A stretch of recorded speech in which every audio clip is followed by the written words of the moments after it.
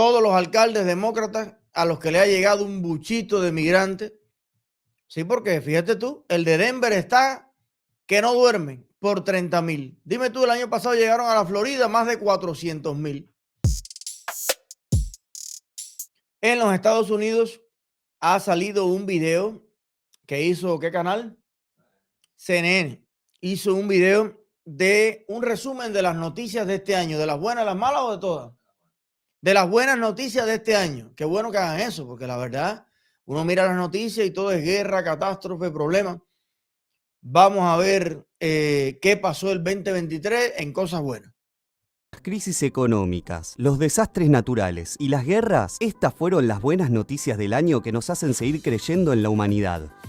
El COVID-19 ya no es una emergencia sanitaria mundial. 3 años, 4 meses y 2 días después de que China reportara a la Organización Mundial de la Salud los primeros casos de neumonía en Wuhan, la OMS decretó el 5 de mayo que el virus ya no representa una emergencia de salud. Es una buena noticia que viene con una advertencia. La pandemia no ha terminado y el COVID-19 sigue entre nosotros con sus nuevas variantes. Rescataron a los niños perdidos en la selva colombiana. 4 niños estuvieron desaparecidos durante 40 días en la selva colombiana del Guaviare, tras sufrir un accidente en avioneta en el que murieron tanto su madre como los otros 2 tripulantes. Más de 100 soldados de las fuerzas especiales y 70 exploradores indígenas buscaron a los niños de 13, 9 y 4 años y a un bebé de 11 meses. Su hallazgo fue festejado como un triunfo nacional. Esos niños son hoy los niños de La Paz y los niños de Colombia. Un astronauta con raíces latinas batió un récord. Frank Rubio, estadounidense de origen salvadoreño, regresó a la Tierra tras permanecer 371 días en la Estación Espacial Internacional. Ningún astronauta de la NASA había permanecido más de un año en el espacio. Los latinos van a ser una gran parte de América en el futuro y para mí es un gran orgullo estar aquí representando nuestra comunidad. Rubio fue recibido como un héroe y llenó de orgullo a El Salvador, donde su madre presenció su llegada. Un náufrago fue rescatado con su perro. Como si se tratara de Tom Hanks en la conocida película El náufrago, Timothy Lindsay Shaddock estuvo perdido en alta mar durante 3 meses. Este australiano de 54 años sobrevivió en un catamarán junto a Bella, su perrita, hasta que fueron divisados por un buque atunero en el Océano Pacífico Oriental, a más de 1.200 millas de tierra firme. Ese amigo tuvo mucha suerte, pues. Nicaragua explotó de felicidad con su Miss Universo. Jainis Palacios fue la ganadora del prestigioso concurso de belleza y emocionó a millones de nicaragüenses que salieron a las calles. Su triunfo la convirtió en un símbolo de resistencia de una parte de la población contra el presidente, Daniel Ortega. Estoy contenta, más allá de lo que esté sucediendo, el poder dar esta felicidad a toda mi gente, a toda Latinoamérica y a todo mi país. Palacios, de 23 años, conmovió al jurado con su historia humilde. Fue criada por su madre, completó sus estudios en comunicación y vendió buñuelos, un tradicional dulce nicaragüense a base de yuca, para ayudar en la economía de su hogar. El Vaticano abrió la puerta a las parejas del mismo sexo y los transexuales. La Iglesia Católica tuvo 2 gestos de apertura en el año. Por un lado, abrió la puerta a bautizar a las personas transexuales y a los bebés de parejas del mismo sexo. Por otra parte, el Papa Francisco firmó una resolución de que los sacerdotes pueden bendecir a las parejas del mismo sexo siempre que se lleven a cabo de manera informal. El Premio Nobel de Economía fue para una mujer que investigó la brecha de género. La estadounidense Claudia Goldin fue reconocida por su contribución al conocimiento de la mujer en el mercado laboral al investigar las diferencias salariales en relación a los hombres. Es la 3ª vez en la historia que una mujer es distinguida con el prestigioso premio de la Academia Sueca. Su investigación documentó 200 años de desigualdad salarial de género.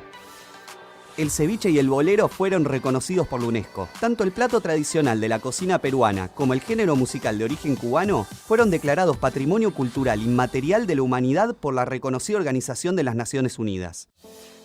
Un hombre se curó de cáncer en un mes. Una historia para emocionarse. Paulo Peregrino pasó de tener tumores en todo el cuerpo a la remisión total en apenas un mes. Este paciente brasileño luchó durante 5 años contra un linfoma y asegura que se sometió a 45 tratamientos de quimioterapia, hasta que se realizó una terapia de células llamadas CAR-T. Las imágenes del antes y el después son impactantes. Tiene 2, digamos, características.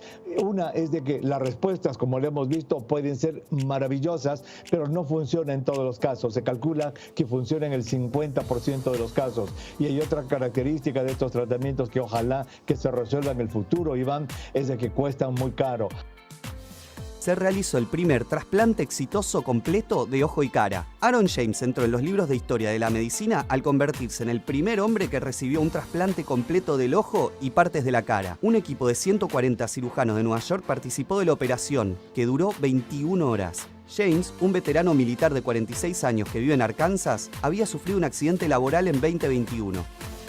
Crean un medicamento que podría alargar la vida de los perros. La empresa de biotecnología Loyal dio a conocer que la Administración de Alimentos y Medicamentos de Estados Unidos, que se conoce como FDA, reconoció que el medicamento LOI 001 tiene expectativas razonables de efectividad para alargar la vida de los perros. El estudio piloto se hizo sobre 451 caninos y el próximo paso será realizar pruebas clínicas en veterinarias. Una vez que reciban la aprobación de la FDA, el medicamento ya podrá ser comercializado.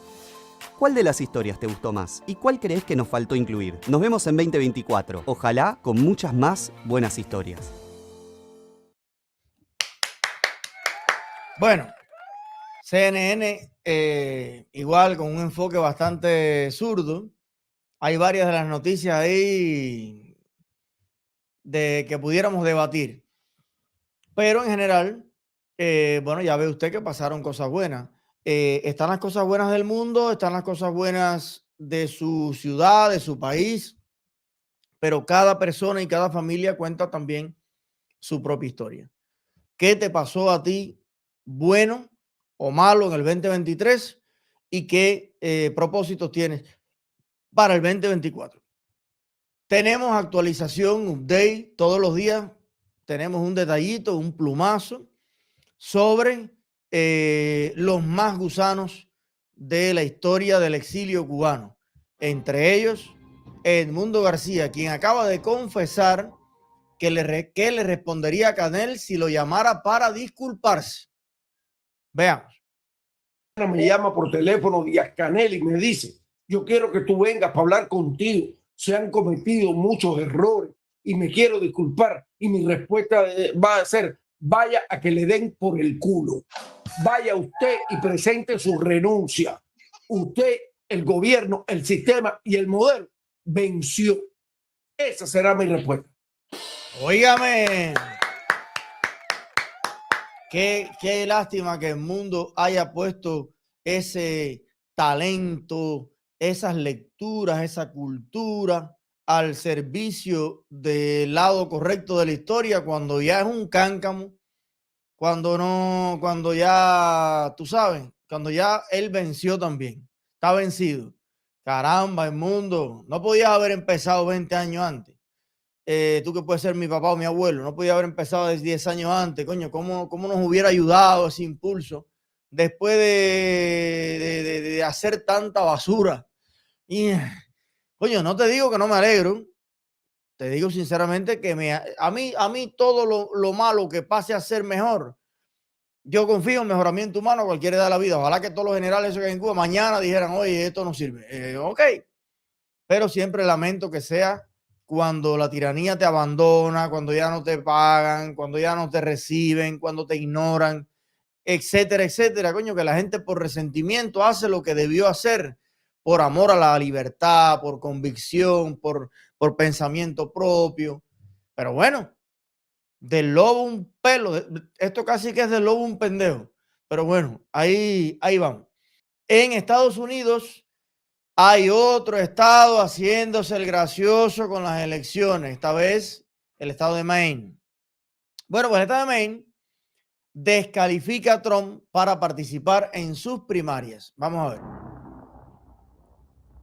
Noticia de última hora: el expresidente Donald Trump fue descalificado para aparecer en las boletas de la primaria de Maine el próximo año.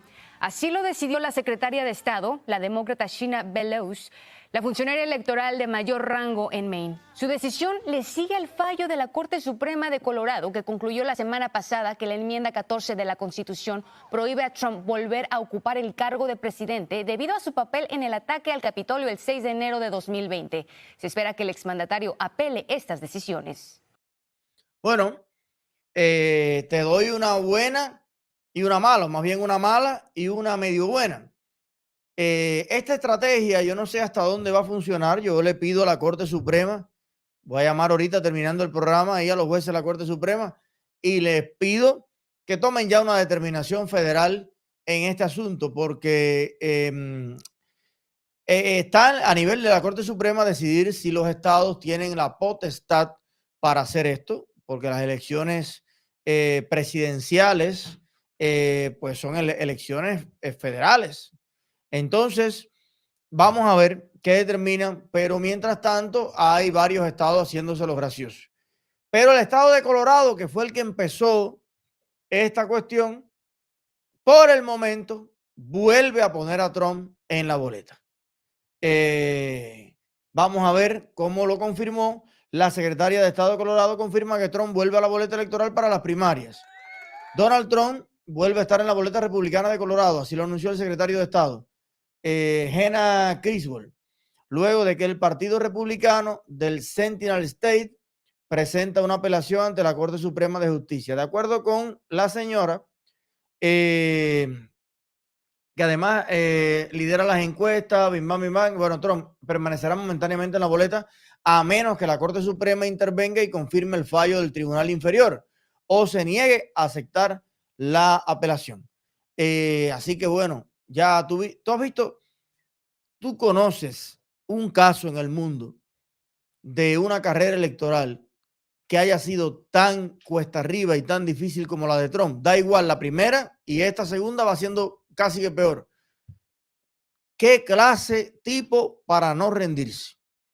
Es otro ejemplo de perseverancia. Qué manera de hacerle traquimaña a este señor. Qué manera de ponerle traspié. Es que cuando ya tú crees que van a parar, no, vienen por otro lado. Es una jauría, luego a ver qué mordida le dan, qué miedo le tienen a Donald Trump. Cosa que cuando tú miras los números, la economía, el empleo, la paz del mundo, tú dices, coño, rara vez en Estados Unidos hemos tenido un mandato tan tranquilo, tan próspero, tan bueno. Y eso que la pandemia al final, la pandemia le hizo bastante mella como a todos los gobiernos del mundo. Pero definitivamente las decisiones que tomó, los tratos que se hicieron a lo interno y a lo externo fueron muy provechosos para los Estados Unidos. Y yo no entiendo entonces este terror que le tiene el Deep State. Esas clases acomodadas del poder, el poder demócrata sobre todo, y algunos republicanos también, que se han propuesto a toda costa que Trump no vuelva a ser presidente de Estados Unidos. Para los ciudadanos, la percepción es distinta. En cada encuesta tiene más apoyo. La gente lo quiere más de presidente. Entonces, bueno, vamos a ver quién gana. Si las traquimañas judiciales o la voluntad del pueblo norteamericano. Alcalde de Nueva York, Chicago y Denver dicen que están al borde del colapso con el tema migratorio. Esto, hemos hablado sobre esto muchas veces en el programa, cómo nos encanta que el problema de la migración descontrolada, ilegal, afecte a estados que nunca habían sido afectados. Estados demócratas que llevan la vida entera dando lecciones, dando clases de moral, que si Florida, que si Texas, que si son xenófobos, que hay antiinmigrantes, nosotros sí, somos santuarios, somos buenos, somos demócratas, somos plenos. Bueno, cuando se le ocurrió esta idea tan brillante a Abbott y a DeSantis de enviar autobuses, compartir la responsabilidad, repartir la responsabilidad con los estados demócratas del norte, óyeme, ninguno de ellos se esperaba que iban a llegar tan rápido y con tan poquitos migrantes, porque la inmensa mayoría se sigue quedando en el sur, a este punto de desesperación. Yo disfruto mucho viendo la lloradera del alcalde de Nueva York y en este caso el de Chicago y el de Denver. Vamos a ver. Al borde del colapso, dicen los alcaldes de Nueva York, Chicago y Denver, se encuentran sus ciudades ante la creciente cantidad de migrantes que llegan en autobuses y ahora también por avión. Sostuvieron una reunión virtual de emergencia. We expect the surge to intensify in the coming days and weeks. Eric Adams dijo que se espera un aumento en la llegada de migrantes en los próximos días y semanas y se refirió al envío de un avión charter desde Texas que fue desviado a Filadelfia, pero luego los 240 migrantes que iban a bordo fueron trasladados a Nueva York en autobuses. El alcalde de Chicago dijo han preparado 27 refugios que actualmente albergan a casi 15,000 solicitantes de asilo, donde reciben atención mental, médica y educación a los niños, pero dijo que no pueden abordar el asunto solos. A su vez, el alcalde de Denver dijo que más de 35,000 migrantes han llegado a su ciudad, 10 veces más de cuando asumió su cargo hace 6 meses. Por medio del operativo ordenado por el gobernador Greg Abbott desde el año pasado, más de 80,000 migrantes han sido enviados a ciudades gobernadas por demócratas y el número sigue creciendo. Tan solo este mes, Nueva York recibió más de 15,000 solicitantes de asilo y anoche, activistas recibieron a 14 autobuses adicionales, donde muchos llegaron con niños. Agradecido por todo, muy agradecido, muchas gracias. Eso a pesar de que el alcalde de Nueva York firmó horas antes una nueva orden ejecutiva en la que busca establecer ciertos controles. La medida establece que se reporte el envío de autobuses con 32 horas de anticipación que arriben a la ciudad de lunes a viernes entre las 8:30 de la mañana y el mediodía. Failure to do so result in a Class B misdemeanor. El alcalde dijo que de no acatarse las nuevas normas podría resultar en multas, en confiscación de los autobuses y hasta demandas. Aún así, los migrantes continúan llegando. Bueno, yo no entiendo por qué este tema se sigue abordando, sus efectos, pero no las causas, pero no los hechos. Todos los alcaldes demócratas a los que le ha llegado un buchito de migrantes, sí, porque fíjate tú, el de Denver está que no duerme por 30,000. Dime tú, el año pasado llegaron a la Florida más de 400,000. A Texas, millones. Y ellos con 30,000 ya andan locos, desesperados. Pero ellos son los del partido de Biden. Ellos son los buenos. Ellos son los promigrantes. Ellos son el todo. Bueno, pues no pueden más. Entonces me pregunto yo, si la Casa Blanca es demócrata, si el Senado es demócrata, ¿y por qué no acaban entonces de solucionar el problema de la frontera? Arreglen la situación. Arriba. Pero no. Ellos quieren mantener el problema, pero no quieren lidiar con los efectos. Quieren que los efectos caigan solo sobre los hombros de los estados sureños republicanos. Bueno, pues no va. Si es con la frontera abierta, perfecto. Es alfombra roja, carril expedito para New York, para Chicago, para Denver, y yo incluiría más todavía a California. Está más cerca. Manden más buses para California, por favor.